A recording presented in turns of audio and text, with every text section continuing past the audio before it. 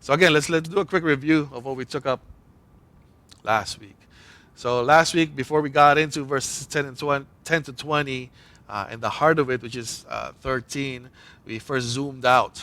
First looked at the greater context, the larger context of chapter 4, which last week I said was the unity in love, in serving together to advance the gospel. That's Paul's main goal here, is to continue to encourage the Philippians to unity and love, and to continue to serve together to advance the gospel. Then we zoomed in a little bit into the context of verses 10 to 20. And I said that the title of it in the ESV, which is God's provision, is mainly what the 10 to 20 is about. It's that context. It's the provision of God, both to the ones who give and the ones who will receive. And I said that that provision is not mainly just material, but even in contentment. It takes contentment to give, and it takes, obviously, contentment to receive these gifts in the right way. In verses 10 to 20, that's what it's talking about. It's God's provision for both the giver and the receiver. Namely, in this case, the givers were the Philippians, and the receiver was the Apostle Paul. But again, in both cases, God is the ultimate provider. Not just the material things, but also the contentment that both need in order to enable the Philippians to be cheerful givers and for Paul to be a grateful and joyful receiver. After seeing that context, we zoomed in again. This time in order to truly understand what is at the heart of this chunk of verses. And again, it is verse 13. I know you're at home and sounds silly, but can you just recite verse 13 for me? I can do all things through Christ who strengthens me. I don't know who did it at home, but for you who did, God will bless you more. No, I'm just kidding. But yeah, everybody knows this verse, Philippians 4:13. I can do all things through God, through Him who strengthens me. Especially, you see these on athletes. They're tattooed on their chest, or they write it on their faces. But sadly, for a lot of people, this verse is misunderstood, taken out of context. And I said that last week that this verse, Philippians 4:13, including the last half of verse 10 and verses 11 and 12, is really Paul clarifying his main point in the first part of verse 10.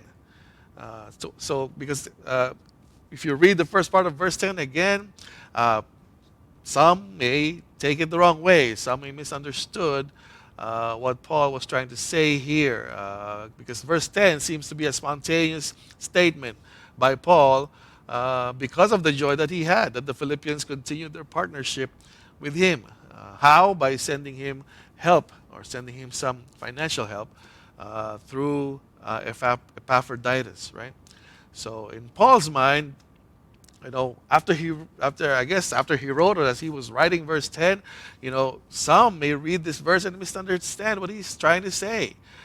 Because of this statement in the first part of verse 10 that says, "Now at last your care for me has flourished again," which is the New King James translation of verse 10. So when you read that, and this is, again, Paul's thinking is that some may read this and think that the Philippians at one point stopped caring for Paul because of that phrase, "now what last." Some might think that, so there was a point where the Philippians stopped caring for Paul. Or some may read that and think that, the only reason that Paul's rejoicing was because all he wants is the money that the Philippians are sending him. That's why he took the last part of verse 10 and verses 11, 12 to clarify himself so that there would be no misunderstanding. So if you read the last part of verse 10, you were indeed concerned for me, but you had no opportunity.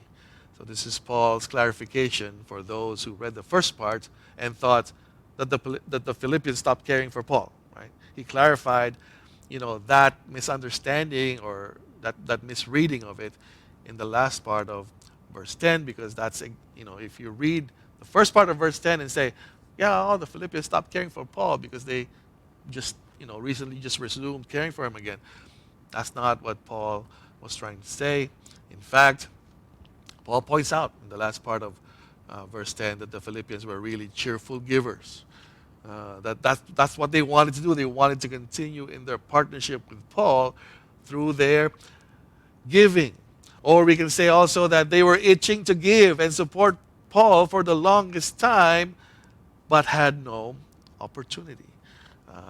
And by that, when I say that they had no opportunity, I take that to mean that they had no one to bring their gifts to Paul. Because remember, Paul is about 1,300 kilometers away from the Philippians at this time. And to do that in that day, to bring somebody a gift, or to bring somebody, or to send somebody something, it's not like today where you can just, drop it in a mailbox and it'll be there like in 2 days or in a day. No, somebody had to go and travel, most of the time by foot, to get this gift or to get this help over to the person that you're trying to send it to. And a lot of people in those days died doing that. So it's a very risky thing to do. But when Epaphroditus came and volunteered to be that guy, he gave the Philippians the opportunity once again. And the Philippians, instead of saying, you know what, we haven't sent in a while, maybe he's okay anyway, so let's not send. No, that's not what the Philippians did. When they got the opportunity, they gave. They gave and sent the gift through Epaphroditus. Now, in our text this morning, Paul is clarifying once again, clarifying his statement at the first part of verse 10. For anybody who would read this first part of verse 10 and think that all Paul's reason for rejoicing was solely because of the money he was receiving from the Philippians. So that's not the reason why Paul was rejoicing in the first part of verse 10. And Paul is using verses 11 and 12 to clarify that, so to prove that that's not true. Okay, so let's look at Philippians verse 11, just the first part of verse 11.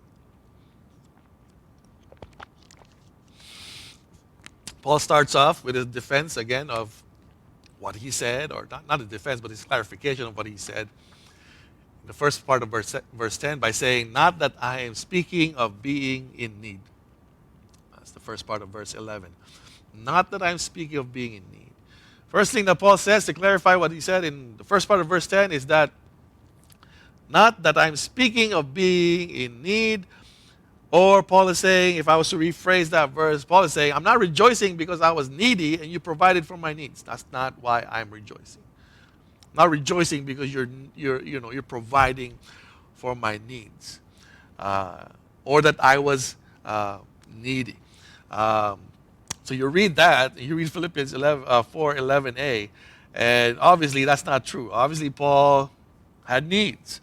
But again, what he's trying to do here is to clarify for the doubters that he is not just after the money, but something even more. And we'll get to that as we go through the verses leading up to verse 20. And then here in 11a, he emphasizes that by saying, I don't really need your money. But I mean, if you think about it, Paul has been... when he said that I don't really need the money, it's kind of true, it's kind of not true.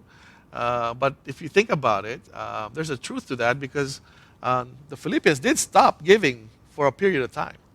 And in that period of time, Paul has been able to continue ministry, even when the Philippians weren't able to send him money, right? So question is, who provided for Paul during then? Someone obviously did, right? Otherwise, he wouldn't have the resources to continue. So even though the Philippians stopped giving, somebody was providing for Paul. So when you think about it that way, again, when he said in Philippians 4:11a, not that I'm speaking of being in need, or I don't really need your help, or I don't really need your money, that's kind of false, right? Because yeah, he did have needs, and somebody did provide for those needs. So again, why did he say, not that I'm speaking of being in need? Paul takes the rest of verse 11. all the way to verse 13 to clarify what he meant by that phrase. So if you read the rest of 4:11, it says this. Not that I'm speaking of being in need, for, and again, this is his reasoning, this is his argument for saying, I don't really need your money, I really have no needs, because I have learned in whatever situation I am to be content. Right? So, it's not like he doesn't need anything, but even though the Philippians didn't send, and even though whoever was providing for him wasn't giving as much as the Philippians, Paul's saying, I'm not really in need in that sense because I have learned in whatever situation I am to be content. So Paul says that he's not rejoicing because he just received money from the Philippians, because he doesn't really need their money per se. And his main reason for saying that is that even though in reality he does need financial help, his main reason for saying that he doesn't really need their help or doesn't really need their money is because he has learned in any situation to be content. So 2 key words there, right? Learned and content. 2 key words in verse 11 that I want us to focus on. Learned and content. So what does that say about biblical contentment? That's our topic for this morning, and we spend most of our time, all of our time that's left, going through that. So what does that say about biblical contentment? Again, the key words are learned and content. So first, let's define contentment. Let's define it first in our dictionary, like from the dictionary, right? In the dictionary, if you look it up on your internet, like if you Google it, contentment is a state of happiness or satisfaction. Okay, that's what it means to be content in the dictionary. You're in a state of happiness, I would say constant happiness, or satisfaction. You're content. Or contentment in Wiki says this. Wiki defines contentment as an emotional state of satisfaction that can be seen as a mental state, may be drawn from being at ease in one situation, body and mind. So if you're at ease in your situation, you are content. Now, let's look at what the Bible says about contentment, and let's compare it to that definition that we got from the dictionary. So, the original Greek word used here for contentment in Philippians, for is the word autarkes. Autarkes, A-U-T-A-R-K-E-S, autarkes, which literally means to be self-sufficient or to be independent. What is that? What does self-sufficiency or independence have to do with contentment, right? And if you compare that to the dictionary meaning, there's a huge difference, right? Contentment in the dictionary is a state of mind. It's a state of being, happy and being satisfied because of the ease that you are experiencing in your environment. Meanwhile, in the Bible, the word that Paul used here doesn't talk about anything like that. He talks about self-sufficiency and independence. Huge difference in definition, right? If you look at it even closer, the other difference between biblical contentment and the way we in our society define contentment today is that word, the other key word that we have. What's the other key word that we are supposed to keep our minds, keep thinking about? Is the word learned, right? Paul learned what it was to be content.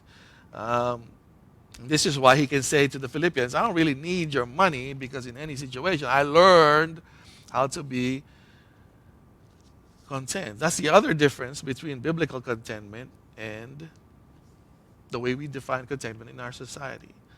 So again, on one hand, we see contentment the way our society defines it, as an emotional, mental state, being at ease in one situation, body and mind. And then on the other hand, the Paul uses the biblical contentment that Paul is talking about here is something that is learned. Something that is learned. Learning to be self-sufficient. That's what it says, right? Learn to be self-sufficient or independent. Um, Now, when you look at those two meanings, now we see why a lot of people misunderstand and misuse this word contentment, especially in the Christian circles, because what we're trying to do is we're trying to apply worldly society's definition of contentment into Scripture. So when you look at that, when Paul says, "I have learned to be content," if you don't dig enough to look at it in context and even the words that were used, the original words that were used, we're going to look at contentment as always being a positive situation, always being in a positive atmosphere, right? But as we're going to see in the next verse, that's definitely not true. The way Paul defines contentment. Look at verse 12.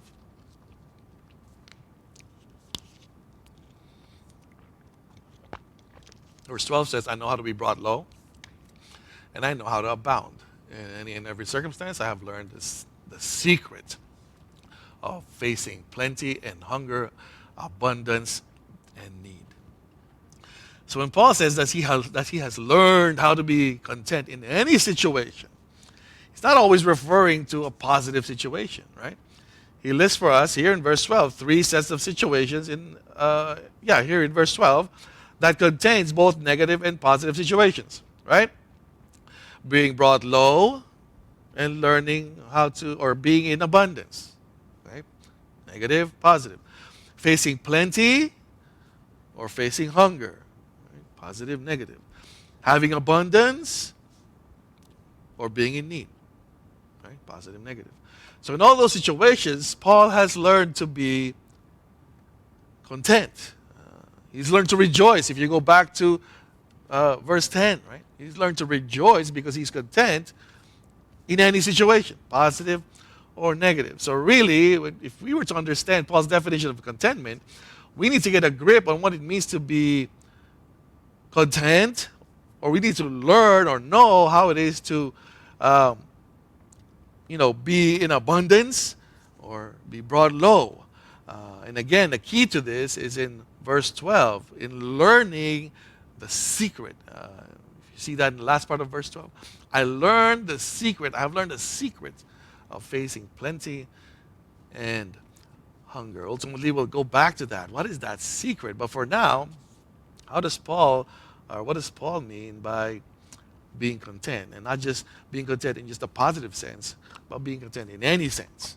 And again, contentment points to rejoicing, being joyful, rejoicing in any situations.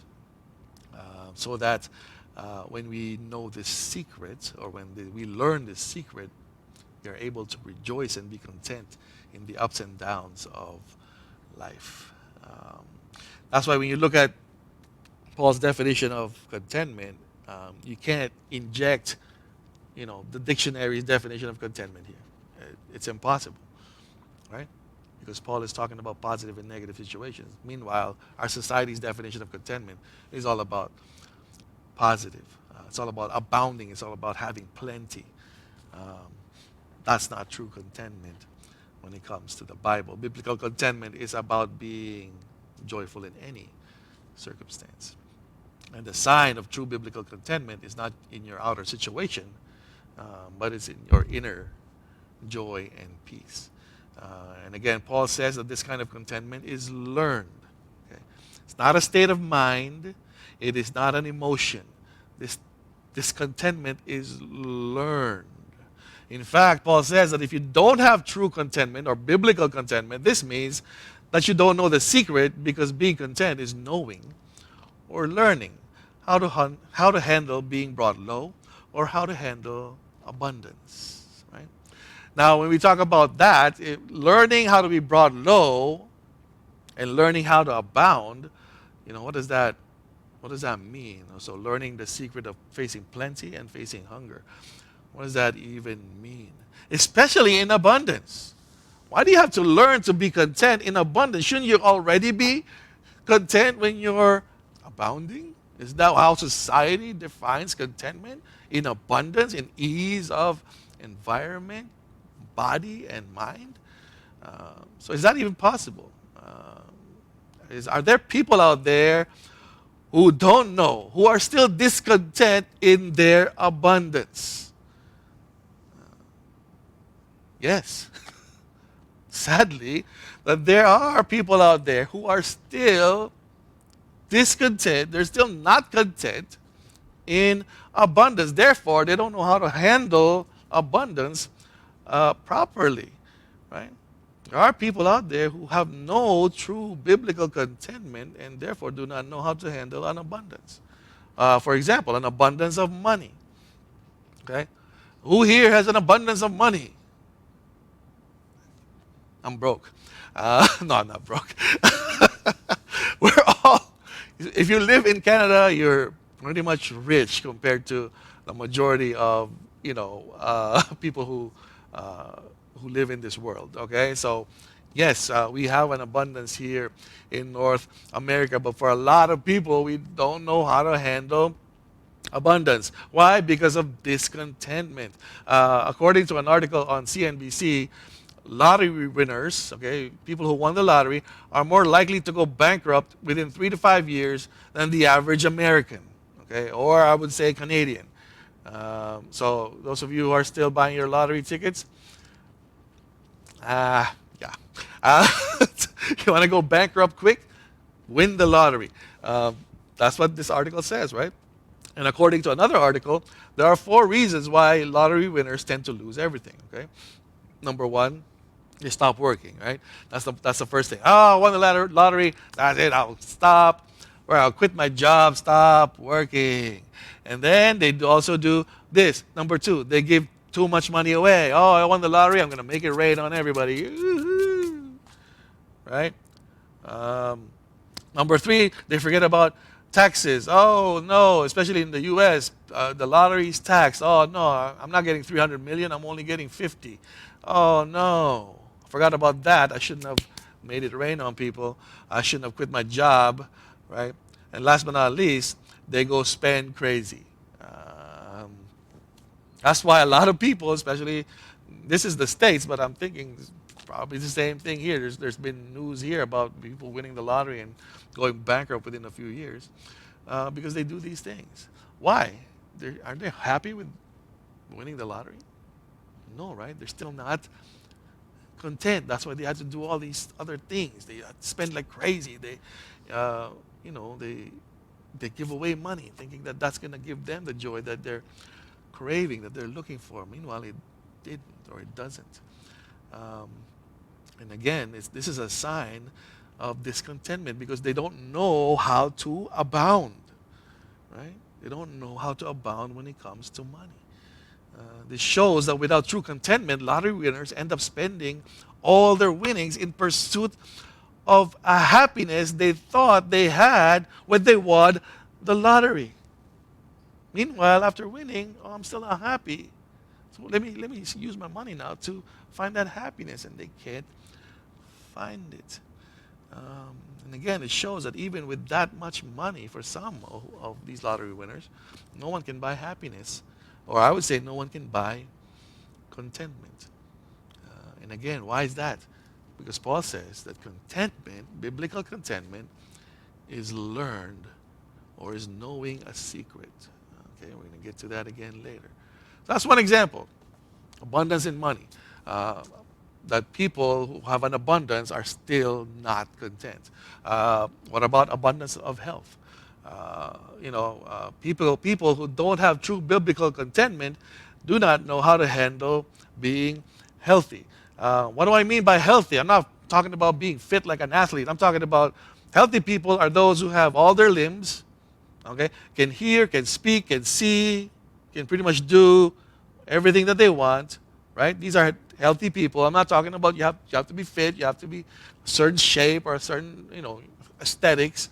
No, if you can walk, talk, use all your fingers, legs, you can see. Even if you have glasses, you can still see, you can hear. You're healthy. Who here is healthy? Raise your hand. Everybody should be, right? If you're that, right, you should be content, right? Biblically content. But for a lot of us, including myself, instead of being content or knowing how to handle abundance when it comes to health, we abuse our body. How? And again, this is all me. Not eating right, okay? Eating too much. Some smoke. Some drink too much. Not exercising, okay? Again, I'm going to start that again. Not getting enough sleep, okay? Staying up, watching whatever, or doing whatever. And I can keep going. But the point here is this. Having an abundance of health without true contentment, again, means that people who do that, we don't know how to abound because we don't have true biblical contentment. These people are not content in just being healthy. They also want to do and experience everything, most of which are not good for the body, right? So what happens? They end up abusing their health. So instead of having, be happy with abundance of health, you end up ruining it because of the lack of contentment. Or another example, and this is one of those bato-bato sa langit, tama ay huwag magagalit. Okay? So, but if you do get mad with this illustration, just email me. Don't go talk to people about it. Talk about, pastors, so this and this and that. If you take this illustration the wrong way, just email me and we can have a conversation about it. Okay? So another example of not knowing how to handle abundance. Okay? Parents who are always complaining about having to take care of their own kids during this pandemic. I hear that in the news a lot. Oh no, this is harder because I have to take care of my own children and I have to work and take care of my own children. It's so hard. And I get it. Listen, parenting is no easy task. It's hard, especially if you have young kids. But, if you read your Bible, you know that the Bible refers to your children as the precious fruit of the womb, right? As the heritage from the Lord, that children are a reward. Even Jesus, we were talking about this in Sunday school. Jesus used children as an illustration of those who will inherit or enter the kingdom of heaven. Right? So in essence, if you look at that, it's in Psalm 127. In essence, those of you who have kids, those of us who have kids, are in abundance. Right? We're rich with children, right? Compared to those who want to have kids but can't. There are a lot of couples there who want to have kids but can't. Right? Those of us who have children, biological children, are rich with children. We are abundant when it comes to that sense. But what happens? Instead of rejoicing that we're able to, and we're gifted with not just one, some of us have multiple children, we complain. Right? Instead of us rejoicing, thank you, Lord, for my kids, and thank you for this pandemic, because now I get to take care, spend time with my kids while doing my work. A lot of us complain. Right? And again, this shows a lack of knowing how to handle abundance, meaning what? Sign of discontentment. And this especially goes to those of you who have help at home. Like if you have somebody at home to help you take care of your kids, you shouldn't be complaining. There should be no reason to complain. You are more abundant than the single mothers or the moms who take care of their children on their own. So if you have somebody at home that's helping you take care of your kids and you're still complaining, wow. That shows just a lack of, again, knowledge of the secret thing that gives the heart contentment. Why? Because it shows you don't know how to handle your abundance. Um, you can't be just, can't you just be happy and that you get to take care of your children?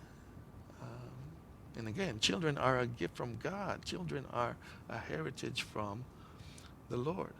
So if you look at all these examples, the common denominator is, again, lack of joy in the abundance. Lack of joy in the abundance. Not knowing how to handle abundance is a sure sign of discontentment. Um, and I'm talking about biblical discontentment. Just remember, right? Always put yourself in the shoes of those who don't have what you have in order for you to be grateful and thankful for what you have. Right? Think about it that way. Right? Think about it that way. On the other hand, when you look at those people who have, who know the secret that Paul is talking about here and know biblical contentment, know how to handle their abundance, what do? So instead of complaining about their jobs, some people have jobs, but all you hear is about, oh, my job sucks, my job sucks, my job sucks. So instead of complaining about their jobs, people who are biblically content, they even work harder because they're so thankful for their job. They find joy in doing what they do because they know that that job is really a provision from God, right? Instead of complaining about it, these people work harder. Those people have money, right? Instead of spending it to find the joy that's lacking in their lives, it's like the lottery winners I said earlier. People who have money and are content know how to give and give with a cheerful heart, like the Philippians. And I'm going to get to that later on. Like this is how God provides for his people through other people in giving them both contentment to give and receive. That's why the title of the series is A Cycle of Contentment. And again, I'm trying not to get ahead of myself, but I got to say that, right? That's the cycle. People who give have to be content with what they have. Otherwise, they won't give. So if you have biblical contentment, it also frees you to give and give cheerfully. Those who are healthy and biblically content, what do? They take care of their bodies instead of abusing it. Parents who are biblically content train up their children in the way they should go instead of always finding a way to pass them off for someone else to train them. Okay. We are so thankful for the opportunity to be able to spend time with our kids instead of, okay, can you take my kid? Can you take? Biblical contentment does that because we know that kids are a gift from God. So that's what it is when it comes to, contentment affecting how we handle our abundance. What about, handling how to be brought low? Right? So how does contentment, so we saw how contentment or discontentment may affect somebody who already is abounding.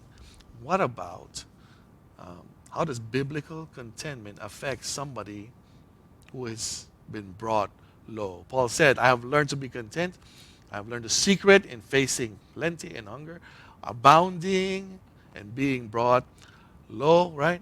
So what does that look like? How does contentment help and affect somebody who is brought low? Now, as a parent, I'm going to use kids again as an example. As a parent, my lowest point, and I'm thinking of this, and I'm thinking, that's probably the worst thing to happen to a parent. The worst thing to happen to a parent is if my children would pass away before me, right? That's every parent's worst nightmare. If it's your kid dies before you, and this is where Paul's definition of contentment really hits home, right? Paul says that he knows how to be brought low. He knows the secret of facing hunger and need. Right? What does that look like practically? How does a biblically content person handle being brought low. And again, in this case, I'm going to use the example of a parent losing their child, which I think is the lowest point for any parent. I'm going to use Tim Challies as an example for this point. If you don't know who Tim Challies is, Tim Challies is a popular blogger. He's an author um, and book reviewer and also a pastor. He pastors Grace Fellowship Church here in Toronto. A few months ago, during the first lockdown, Tim's son, who was studying in the States to become a pastor, suddenly passed away. Okay, he just received the news that he was, he was brought to the emergency, and then a few hours later, Tim Challies' son passed away. I think he was 20 years old. He passed away. So I'm going to read to you an article that Tim wrote about his son's passing, which I think embodies what it means to know how to be brought low. Okay. This is somebody who is experiencing the lowest point in his life, but because of knowing the secret to contentment, this is how he approached it. This is how he handled the lowest point in his life. I'm going to read to you the letter. I think we're going to flash it for you as well. So it says here, Mr. Challies, we want to know that we have received Nick into our care. That's his son. Rest assured that he is in the very best hands. This message comes as a relief, for it means that Nick's long-last lonely journey is complete. Even if he can't come home, he has at least arrived back in his own country, back in his own town. It is not as we hoped, it is not as we imagined, but it is as God willed. Have you chosen the clothes you'd like for him to wear? The question seems equal parts significant and ridiculous. How could it possibly matter what he wears in his casket? But on the other hand, how could we not clothe him in something smart, something dignified, something befitting his humanity? Well, we chose a handsome gray sweater, well-worn jeans, casual shoes. Rummaging through the basement, we find a bag to hold it all. We fold each piece of clothing carefully, a neat pile, one item after another. Once we have prepared him, how would you like to see him? We haven't seen him in 3 months, not since the start of the semester. Should we see him one last time? We pondered the idea for a few moments, but decided, no, we don't want to see him there. We don't want to see him like that. Not as our final memory. We have better memories, happier ones. We even have a photo of him in that very outfit, and in those photos, his eyes are open. His cheeks are bright. His fiancée is on his arm, and he is joyful, satisfied, content. If all we can have is memories, we prefer to hold on to that one. The clothes sit by the door for a day or two, waiting for someone to pick them up. And now at last the driver is on his way. Still, I can't shake the feeling that something is missing, that I've left something undone, incomplete. I go to my office and open the cupboard where I keep my writing paper. And I began writing Nick letters in the first days of his freshman year, bits of advice, assurances of love, words of encouragement. I wanted to be sure he'd never have reason to doubt my joy, my pride, my affection. He kept each one. I found them stored together in a little pouch in his dorm room desk. Perhaps then it would be fitting to write one more. In the back of the cupboard, I find a note card embossed with my name. Fitting, I pause for a moment to consider. Is there any good reason to write a letter that no one will ever read? Am I writing for him or for me? Does it even really matter? I think back to the words I had written him a year prior, words of a father reassuring his son, rejoicing in his son. Now I write them a second time. I love you as much as any father can love a son.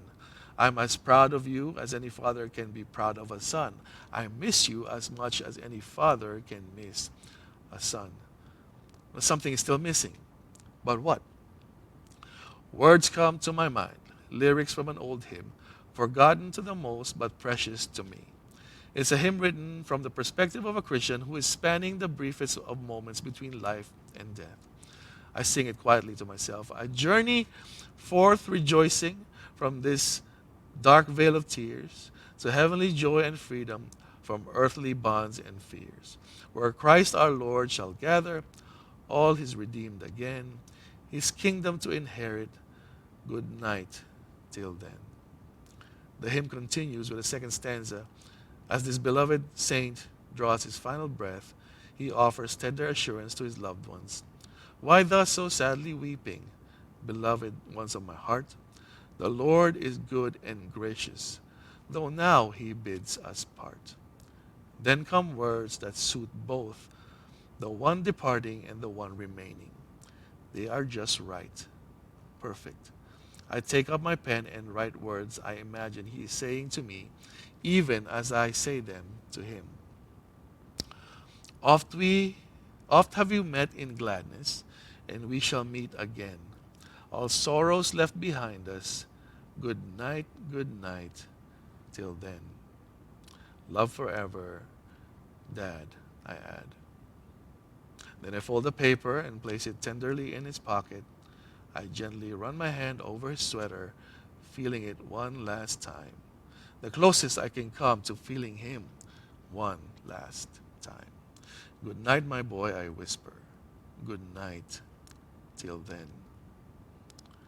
When you read that and you get the gist of what he's trying to say, even in the deepest sorrows, a Christian who has learned how to be content, learned the secret of facing plenty, learned the secret of facing hunger, learned the secret of abounding, learned the secret of how to be brought low, a Christian like that knows how to handle being brought low. A Christian like that knows how to handle sorrow and still be able to rejoice at the lowest point of their life. That's what true contentment means. Right? True contentment is not just being content in the positives, not just being at ease with your environment. It's being able to rejoice no matter what the situation is, no matter how high you get or how low life brings you. True contentment is knowing how to handle both. Knowing how to abound, knowing how to be brought low. And again, it is rooted in knowing this secret. Knowing the secret. Where does it say that again? I know how to abound, verse 12. I know how to be brought low. And I know how to abound in any and every circumstance. I have learned the secret of facing plenty and hunger, abundance, and need. What is that secret, that Paul has learned to have that kind of contentment, to know how to be brought low, to know how to abound? If you would like to know, come back next week for part 3 of this series as we take up the heart of this chunk of verses in verse 13. I can do all things through him who strengthens me. Let me give you a hint. Okay? Being content is not just staying there. Since I'm down, I'm just going to stay down. That's not true contentment. It's not to be happy with your situation. Okay? Why? There's an action involved, right? There's a learning and an action involved when it comes to true biblical contentment. Just look at the verse. I can do. Okay? I can do all things through him who strengthens me. That's where the secret lies. Okay? Want to learn it? Want to know it? Come back next week. Amen. Let's close with a word of prayer.